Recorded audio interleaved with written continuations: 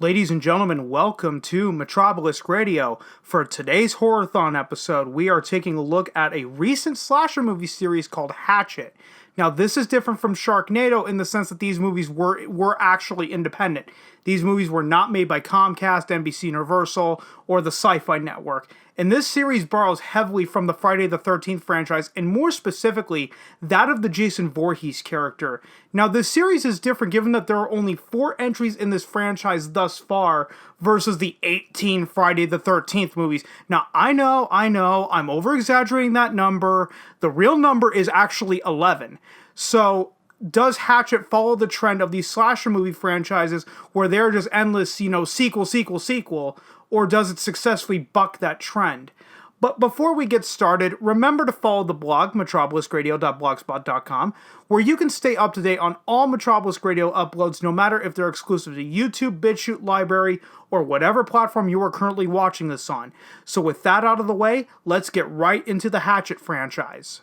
So as always, we're going to start off with the creative team. Now, these movies were all either written or directed by Adam Green. Now, this is a guy that writes and directs his own stuff most of the time.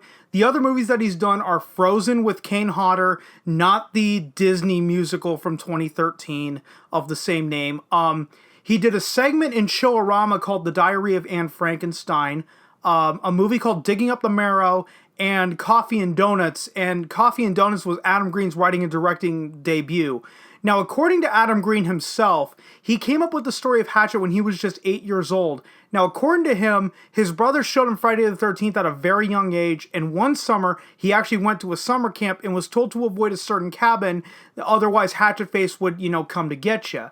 Now, that's where he came up with the entire backstory for what would become the killer Victor Crowley, and scared the shit out of the other kids so much that they essentially wanted to kick him out of the summer camp. Now, only one of these movies was not directed by Adam Green, and that movie would be Hatchet 3. That movie was directed by B.J. McDonnell. Now, B.J. McDonnell was a camera operator before he directed. Now, he did work on both Hatchet and Hatchet 2 as a camera operator, so at least he has a history with the series. And this would be his only feature film that he would direct. Now, he's still working as a camera operator to this day, and Adam Green, when asked why he's not directing Hatchet 3, said that he was in a position where he can give this camera operator that wants to get into directing a shot at directing a feature film, so why not? Now let's get straight into the first movie, and as always, we start off with the character analysis, and the first one we're going to look at is Joelle David Moore as Ben. Now, he's the main character for this movie specifically. He's the guy who gets bored during Mardi Gras and decides to go on the Haunted Swamp tour. His buddy Marcus decides to join him. Then we have Amara Zaragoza, I can't pronounce that name, but she's credited as Tamara Feldman, played Mary Beth. Now, the movie revolves around her after the tour boat gets stuck. Essentially, she's only in the Haunted Swamp tour to find her father and brother, because it was cheaper to pay $30 to get into the swamp than it was to buy her own boat, essentially. Then we have Joel Murray as Doug Shapiro. Now, he's the sleazy guy acting like a producer to get his own private porn collection. He's filming softcore porn with basically 2 hot women, one blonde bimbo that, can't tell her ass from a hole in the ground, and the other who wants to be an actress. And then we get to the man himself, Kane Hodder as Victor Crowley, and Kane Hodder also played the father, Mr. Crowley. Now, Victor Crowley would be the monster for this movie. He's the slasher that runs around with the hatchet, hence the title. Now, how the story goes with him is that he was born disfigured, so his father kept him locked away, and all of the local kids kept making fun of him. And one Halloween night, a group of teenagers were throwing firecrackers through his windows to scare him, but the house caught on fire. His father comes home and tries to get the door open, but accidentally kills his son while trying to get the door down in the process. And the spirit that lurks the swamp is that of a 10 to 12-year-old Victor Crowley. Very similar to Jason from Friday the 13th after he drowned, but a completely different backstory than Jason. And then we get Robert Englund as Samson. Now, Samson would be Mary Beth's father. Now, his death is where Mary Beth's arc picks up, not just for this movie, but for the series as a whole. And I'm only bringing him up because of that. And also, you may know him from such roles such as Phantom of the Opera, the short-lived TV series V from the mid-'80s, and Wishmaster. And am I forgetting anything else? Oh yeah, he was also on that Chips show back in the day. Yeah, he was in an episode of Chips back in the early '80s. Oh, he was also in another movie called A Nightmare on Elm Street, but, we can't forget about Chips. That's where everybody knows him from, is from Chips. Then we have Tony Todd as Reverend Zombie. Yes, the Candyman himself, minus his hook, unfortunately. Now, in this movie, it's more of a cameo that Tony Todd is here, but he does serve a bigger role in Hatchet 2, and I'm only bringing him up here because the foundation for his role in Hatchet 2 is laid down in this movie. And finally, we have Perry Shan as Sean, and he's the tour guide that takes our characters, with the exception of Reverend Zombie and Samson, into the swamp where Victor Crowley resides. It's learned that he's only on his second Haunted Swamp tour in this movie because his twin brother essentially gave him the job after moving down to Louisiana from Detroit. Now let's get into the narrative of Hatchet, and this movie narratively is very simple. A guy and his friend are bored with Mardi Gras, so they go do a Haunted Swamp tour in New Orleans. Now, along the Haunted Swamp tour, the boat gets caught, and they happen to be in the part of the swamp that is haunted by Victor Crowley's ghost. And all of the people are being picked off one by Victor Crowley, and all the goal really is just get out of the swamp and survive. Now, what makes this horror movie so good is the fact that there is a lot of setup. The slashing action really doesn't start happening until about 45 minutes in. Keep in mind that this movie is only about 80 to 81 minutes long. So that allows for characters to develop, so when they start getting killed, you either care about their deaths or you just openly laugh at them. And the deaths that I laughed at the hardest were that of the old guy and his wife on the tour. Speaking from personal experience, if you've ever been on a group tour, there's always that one guy that wants to just one-up everyone, including the tour guide. This is the same person when you get to the portion of the tour where the guy says something to the effect of, "You see this moss growing on these trees? Well, this is unique in the sense that the moss only grows on the north-facing side of the tree instead of the west-facing side of the tree. Does anybody want to know more?" And the one guy jumps up and goes, "I'd like to know more about the north base growing moss." And then everyone just lets out a huge groan, just, "Ah, God damn it."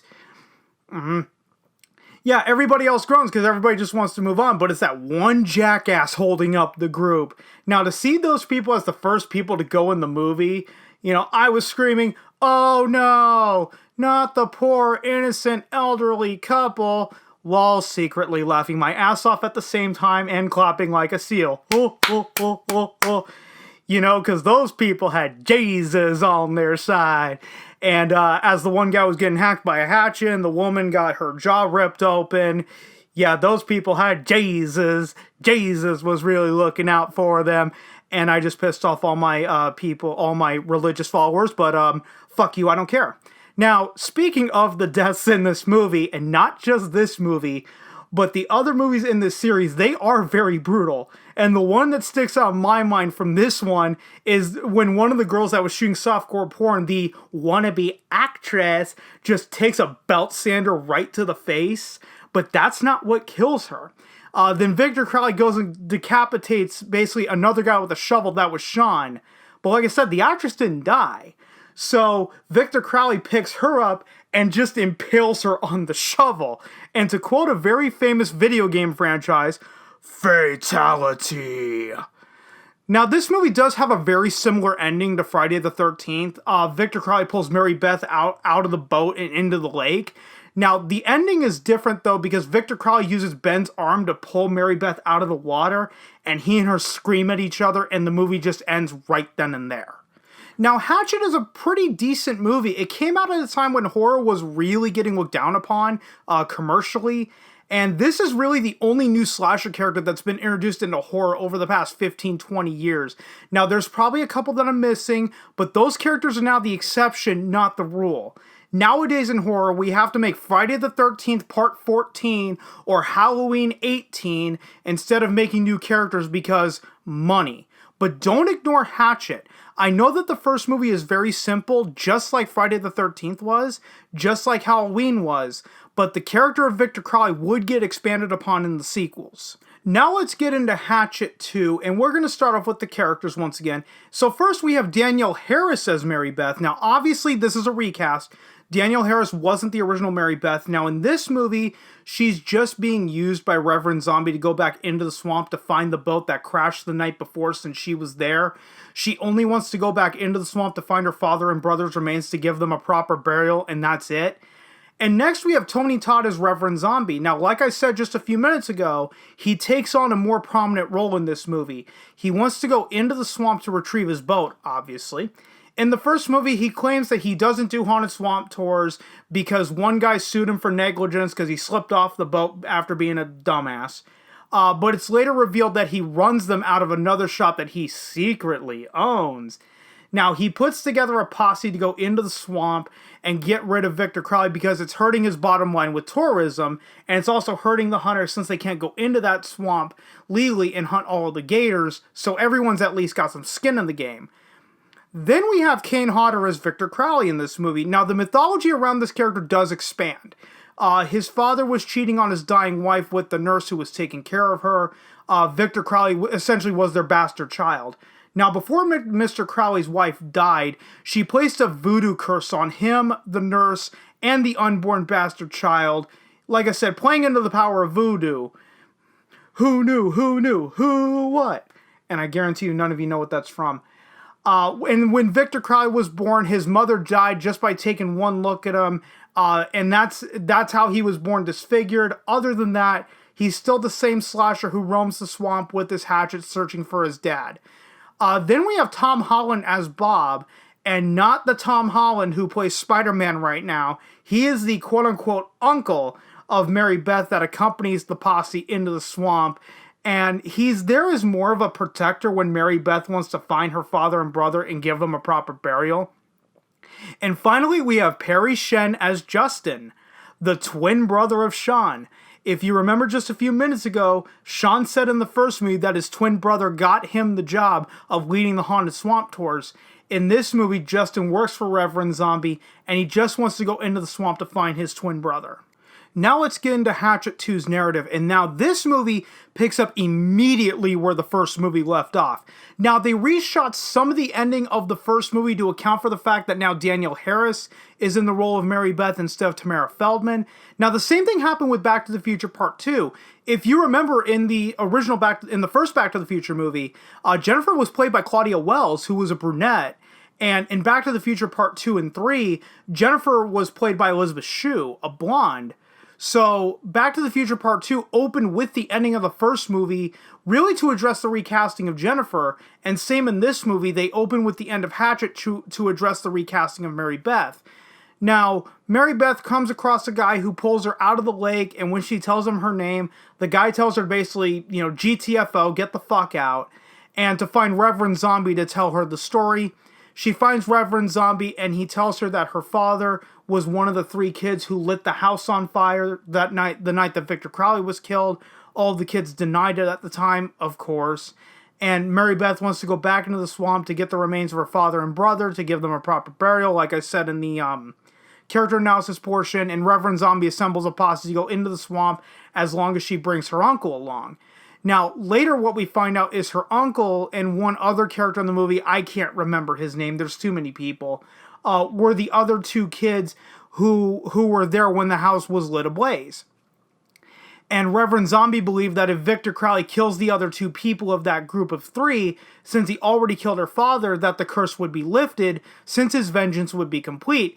And it's a good idea on paper, but they still don't satisfy Victor Crowley's need to find his father, and that's really the issue.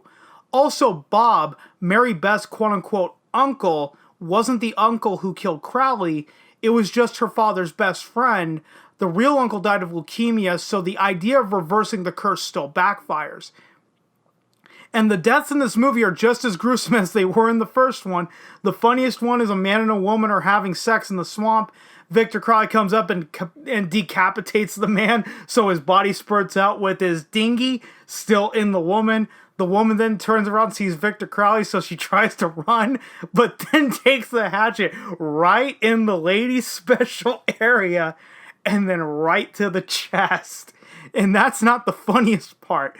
Victor Crowley actually struggled to get the hatchet back out of the woman after he stabbed her in the chest with it.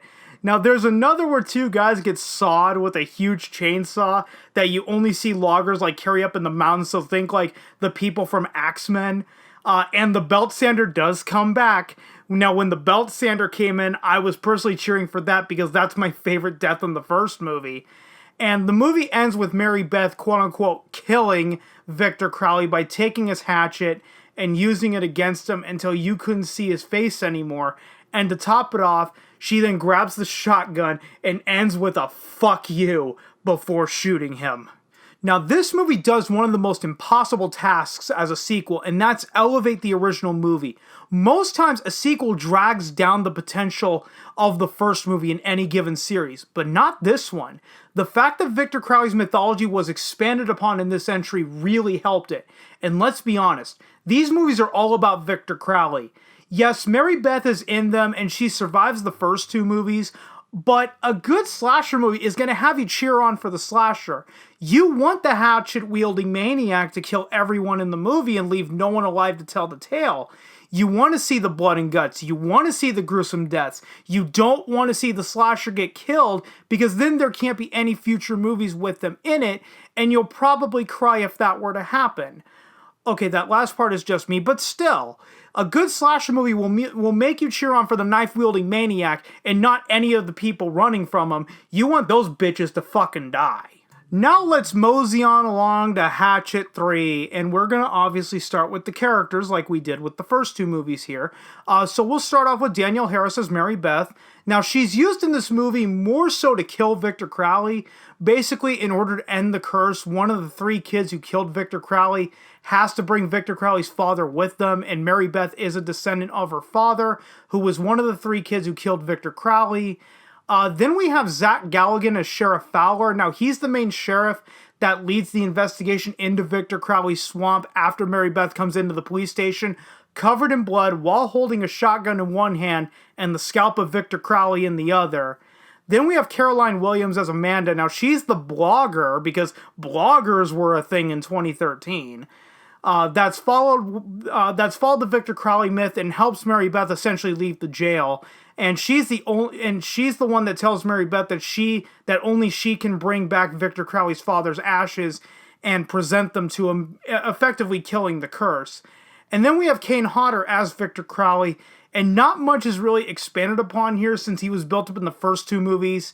So this movie is basically just a go, go, go in terms of the killing, murder, mayhem, war, death, disease, famine, whatever you want to use. And then we get Perry Shen once again as Andrew, and this is where Perry Shen's appearances become the running gag of the series. At first, he was the tour boat driver that got decapitated in the first movie. Then he was the twin brother who took a belt sander to the back of the head in the second movie. Now, Andrew isn't even related to the first two characters. This is just here as a, oh, what, do you think we all look alike? Now, the narrative of Hatchet 3 is just like Hatchet 2. It picks up right where Hatchet 2 left off. Now, Mary Beth, quote-unquote, kills Victor Crowley at the beginning of this movie and walks into the police station with all of his blood, with the shotgun in one hand and a scalp in the other, and that leads the sheriffs to investigate all the dead bodies in the swamp, all, 20 or 30 of them.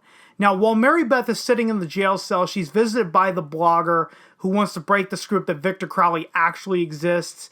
Nightfall comes and Victor Crowley comes back to life and starts killing all of the cops and EMTs based in that swamp, essentially.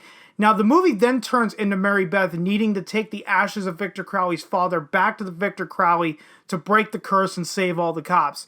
And that's the real problem with this movie, is that Victor Crowley is used more as a plot device than a character whose area has been disturbed by all of these unfortunate strangers that now just have to die because you happen to, to quote Shrek, "Get out of my swamp!"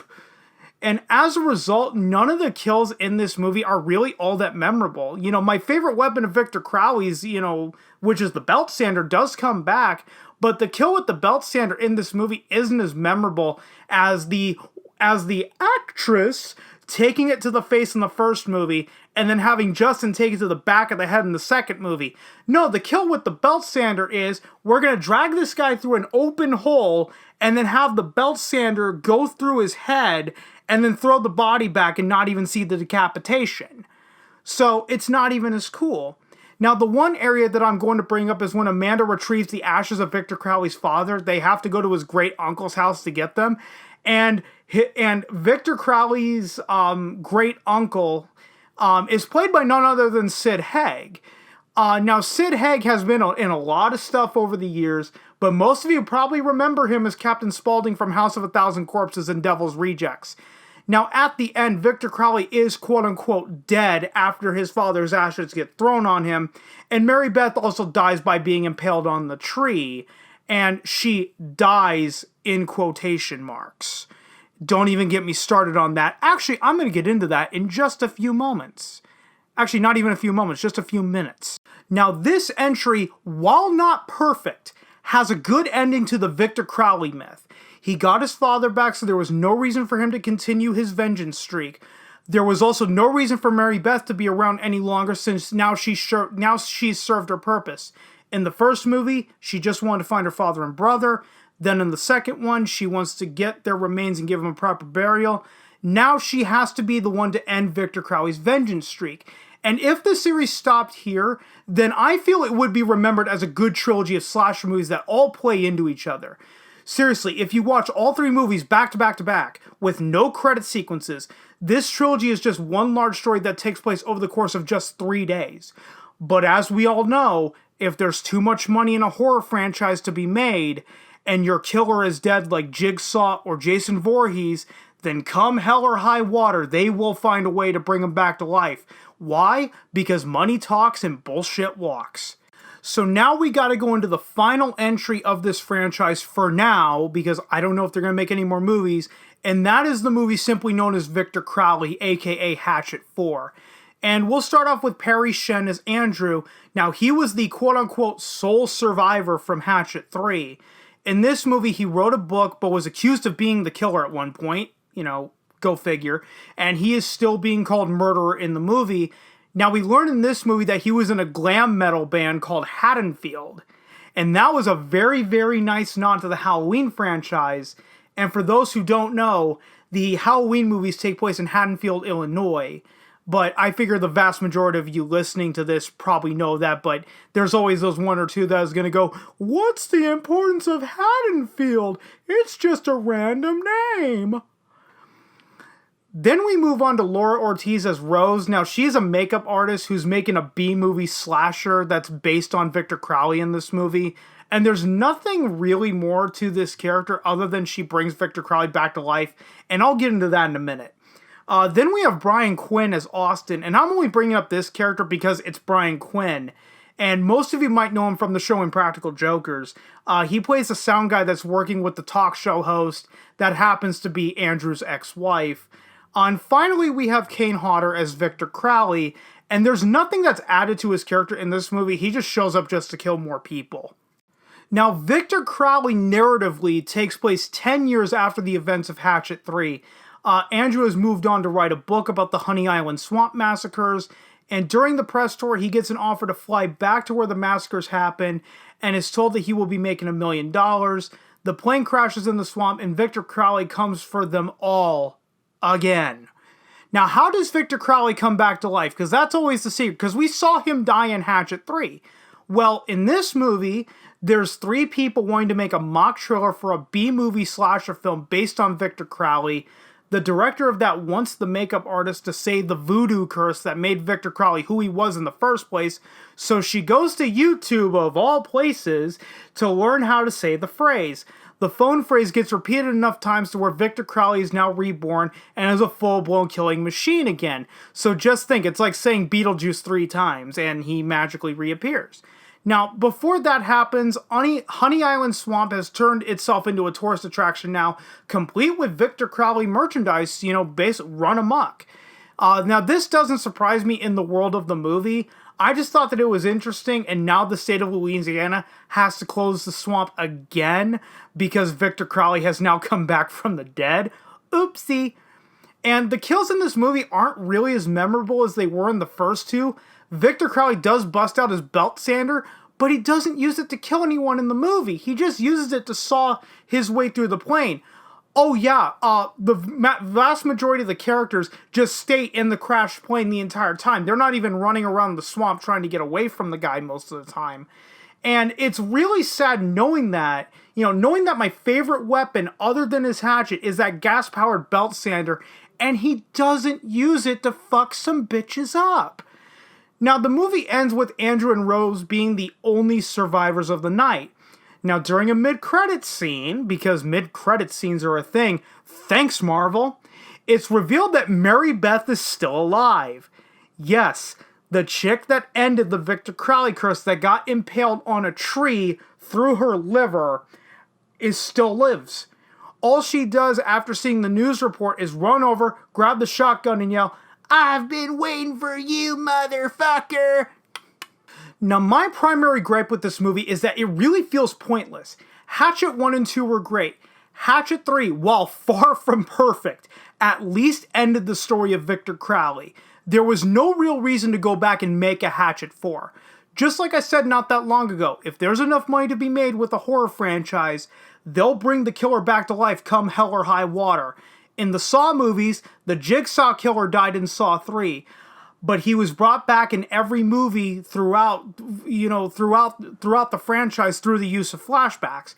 In Friday the 13th, Jason was revived, 3 times?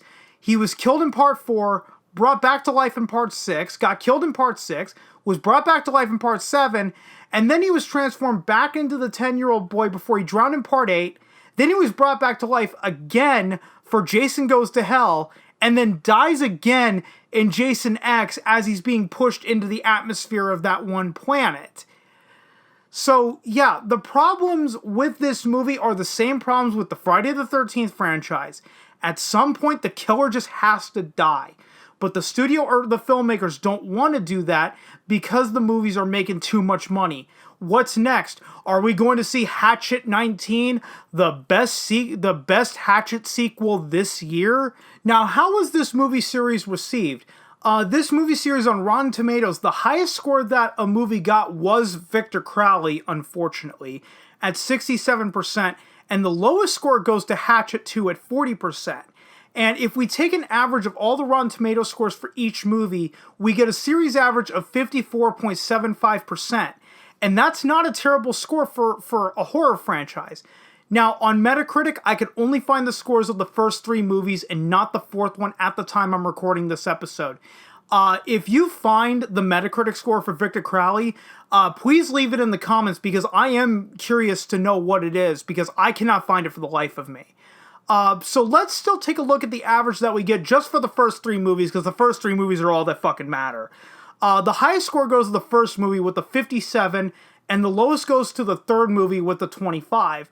Now, the second movie had a score of 49. So if we take the average of all 3 scores, that's an average Metacritic score of around 43.666.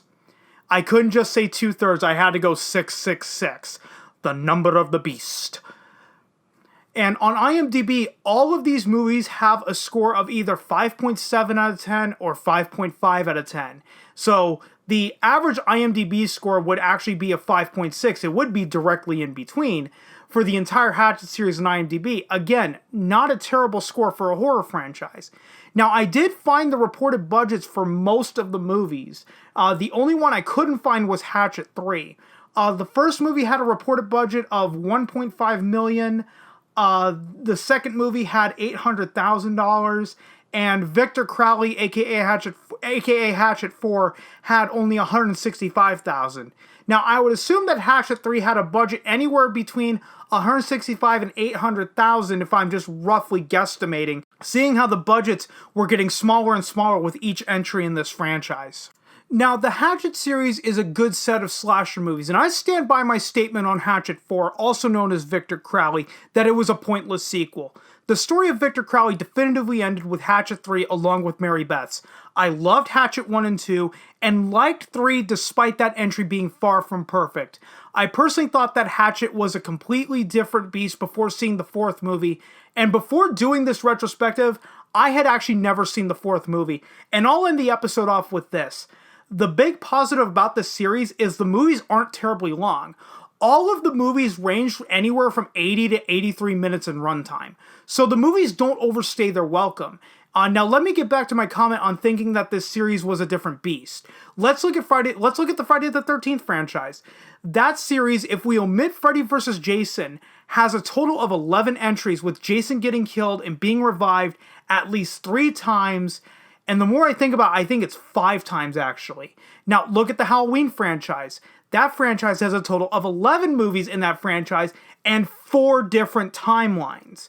Now, I really felt that Adam Green was done with Hatchet after Hatchet 3. It's time to put that series to bed and move on. But he had to come back and do a 4th movie and bring Victor Crowley back to life. What's next? Are we going to see 11 entries into this franchise? Oh, fuck it, might as well go for 15, really break the record. Now, what has been a plague to horror franchises is just the sequel after sequel after sequel. Friday the 13th and Halloween having 11 entries. Hellraiser had 10 entries, most of them were garbage.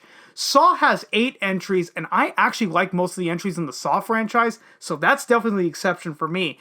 And the Child's Play and Chucky movies have 7 movies and an unofficial reboot that just came out, back in 2019. Now, I know that I'm sounding negative here, but I genuinely like the Hatchet trilogy because I felt that it really bucked the trend of sequel, sequel, sequel. I'm more afraid of this franchise dying because there's just too many sequels and that no one down the line is going to want to watch the first 3 movies at least because they're all good despite the fact that Hatchet 3 is far from perfect, because now everybody looking at this in the future is going to go, oh, there's 12 movies in this series? Yeah, I think I'm going to pass on this one. And that's going to be really unfortunate because Adam Green really captured lightning in a bottle with that first movie and carried it over into the second movie, which is extremely rare for sequels. And Hatchet 3, I've stated multiple times, but I'll state it again, while far from perfect, at least ended the story of Victor Crowley. It at least closed the book. There was no reason for that 4th movie at all. And if I typically do not tell anyone what to watch, what to avoid, but I personally would avoid watching Victor Crowley, aka Hatchet 4, if I were you.